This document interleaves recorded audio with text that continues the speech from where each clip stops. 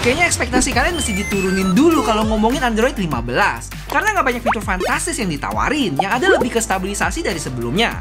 Cuma ada fitur-fitur menarik yang kalian mesti tahu tuh. Salah satunya fitur pendeteksi jambret. Menarik nih. Yuk kita bahas. Oke, jadi kita mulai dari fitur-fitur yang menarik dulu ya. Habis itu ke perubahan-perubahan kecil yang kalian mesti tahu. Dan terakhir, spesifik perubahan yang ada di HP Pixel aja. Pertama, ada fitur yang namanya Private Space. Dan seperti namanya, private. Fitur ini adalah tempat yang aman buat kalian umpetin foto, video, file, sampai app-app yang kalian nggak mau orang lain tahu. Yes, mirip banget sama secure foldernya Samsung dan hide app-nya iOS. Tampaknya Google emang FOMO nih, nggak mau ketinggalan. Tapi yang ngebedain di sini, kita mesti punya Google account yang beda ya buat install ulang app-app yang tadi kita sembunyiin. Jadi saat pertama kali aktifin, kalian mesti login ke Google account yang beda ya. Setelah kelar, mesti set pattern baru lagi atau fingerprint buat buka private space ntar. Habis itu beres deh. Terus buat buka private space ini kita tinggal scroll app drawernya ke paling bawah ya. Nanti bisa di unlock pakai fingerprint atau pattern yang kita registrasiin tadi. Next, kalau mau pakai app-nya yang nggak ada di sini, tinggal install aja ke Play Store dengan login Google baru kita tadi.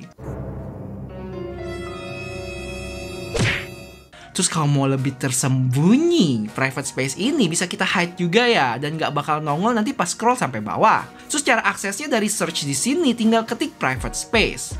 Wah, fitur ini bakal bikin happy sih buat beberapa orang yang suka selip. Cuma inget ya, app-app yang ada di private space ini nggak jalan di background. Aktifnya ya saat kita buka aja. Jadi kalau ada notif-notif gitu nggak bakal muncul tentunya.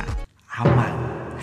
Habis itu ada fitur app archiving yang bakal ngebantu kalian yang punya storage terbatas dan bingung mau hapus file atau app yang mana.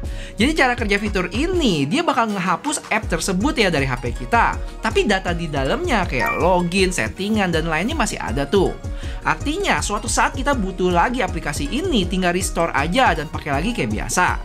Terus walaupun app-nya udah di-archive, saat kita search masih tetap kelihatan di sini ya. Cuma ikonnya dikasih tahu kalau kita masih download dulu.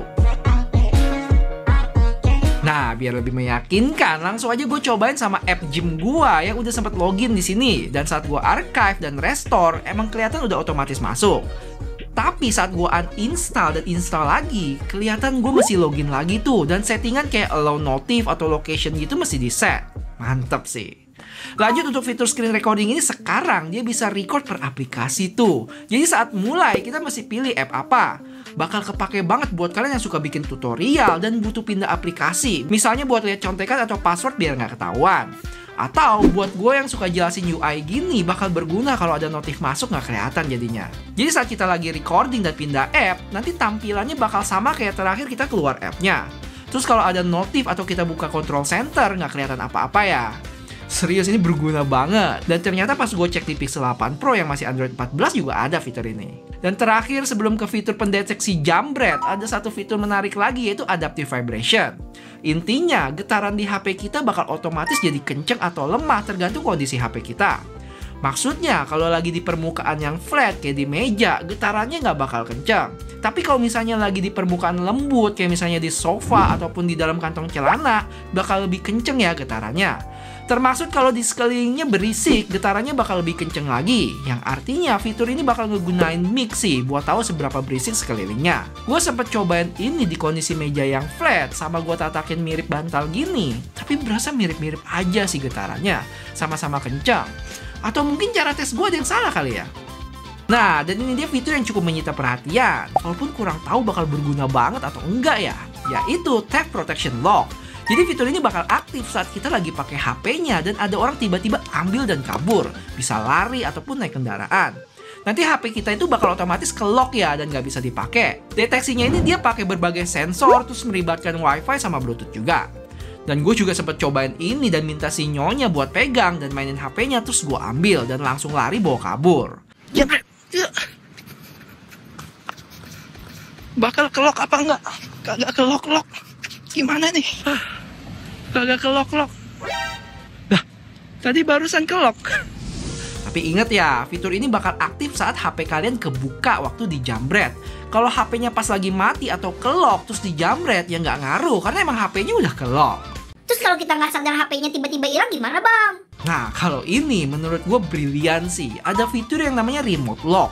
Simpelnya, kalian ke website android.com, lock, terus tinggal lock HP-nya dari sana. Yang kerennya di sini, prosesnya itu gampang banget. Cuma masukin nomor telepon dan beres. Jadi nggak perlu tuh sampai login-login dulu yang bikin ribet. Tinggal pinjam HP orang, buka browser, masukin nomor telepon, beres. Dan ini nggak cuma di Android 15 ya, setahu gue mulai dari Android 10 ke atas juga ada. BTW guys, kalau kalian suka gue bahas tentang OS kayak gini, boleh kasih tahu gue dengan like video ini ya, sama subscribe juga supaya nggak ketinggalan, oke? Thank you. Oh ya, buat yang nggak tahu, Android 15 ini codename-nya itu Vanilla Ice Cream ya. Dan kalau diperhatiin logonya mirip-mirip tuh, kayak di luar angkasa gitu. Apalagi Easter egg-nya juga mirip, kayak pesawat luar angkasa gitu kah?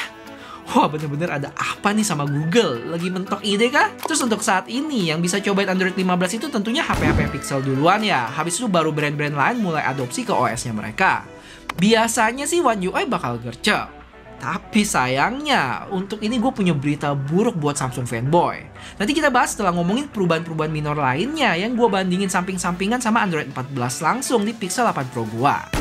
Pertama, kita mulai dari home screen. Kalau kita ke widget, sekarang tertata lebih baik ya. Yang mana di Android 14 ditampilin sebaris aja, tapi di 15 ini lebih merata, jadi nggak makan tempat. Habis itu kalau kita ke bagian wallpaper, terus di bagian C ada pilihan color contrast. Jadi buat yang ngerasa teks sama backgroundnya agak nyaru, bisa cobain ini. Bikin teksnya lebih stand out dari background, jadi lebih jelas. Lanjut kalau kita ke volume control, di sini kelihatan sama sih. Paling yang ngebedain saat di slide dia ada getaran tipis gitu. Mirip sama saat gua slide brightness di HP Pixel. Dan kalau kita pencet titik 3, barulah kelihatan kalau tampilan di Android 15 ini lebih baru dan menarik. Terus di sini kita bisa set juga ya kalau audionya di play dari HP kita atau device lain. Habis itu live caption yang di depan juga dipindahin ke dalam. Terus, buat kalian yang suka split screen, sekarang kombinasinya bisa disimpan gitu. Namanya App Pair. Caranya pas lagi split screen, tinggal ke Recent Apps, terus pencet ikonnya dan save deh. Kalian bisa lihat di Android 14 gua ini nggak ada ya. Terus kalau udah, nanti bikin ikonnya sendiri di home screen, dan kita tinggal klik lagi aja buat panggil. Dan ingat nggak semua app bisa di split screen. Sisanya ya ecek-ecek aja. Kayak misalnya kalau kita cek storage sekarang, dia ada satu bagian sendiri paling bawah yang kasih tahu size-nya file system. Terus di bagian Bluetooth sekarang ada fitur buat otomatis nyalain Bluetooth di keesokan hari dan lain sebagainya. Dan itu tadi buat Android 15. Kalau spesifik buat HP Pixel sendiri, mereka juga ada beberapa fitur tambahan. Misalnya sekarang di audio Magic Eraser, tiap-tiap suara bisa digede kecilin. Dan kalau gue lihat di sini, yang keren dia bisa detect suara beda orang ya. Ada speaker 1 sama 2. Habis itu ada mode buat foto dalam air, terus astrofotografinya dapat update. Sampai termometer app yang sekarang bisa pakai kamera. Paling udah sih itu aja update-update-nya. Nggak terlalu wah juga menurut gua. Dan balik lagi lanjutin tentang One UI Samsung. Tampaknya tahun ini Samsung bakal lebih telat keluarin Android 15 di One UI 7-nya. Karena sesuai konfirmasi dari mereka sendiri saat event Samsung Developer kemarin, mereka bilang One UI 7 beserta Android 15 ini baru bakal rilis tahun depan barengan sama S25 series. Ya mungkin sekitar bulan Januari atau Februari. Untuk brand-brand lainnya jujur gue belum dapat info sih, jadi kita pantau terus. Dan terakhir, gue pengen tanya deh, apakah kalian punya pendapat yang sama kalau Android 15 ini kurang greget? Dari fitur-fitur yang gue sebutin tadi, buat teman-teman mana yang paling berguna? Fitur pendeteksi jam red, private space, atau apa?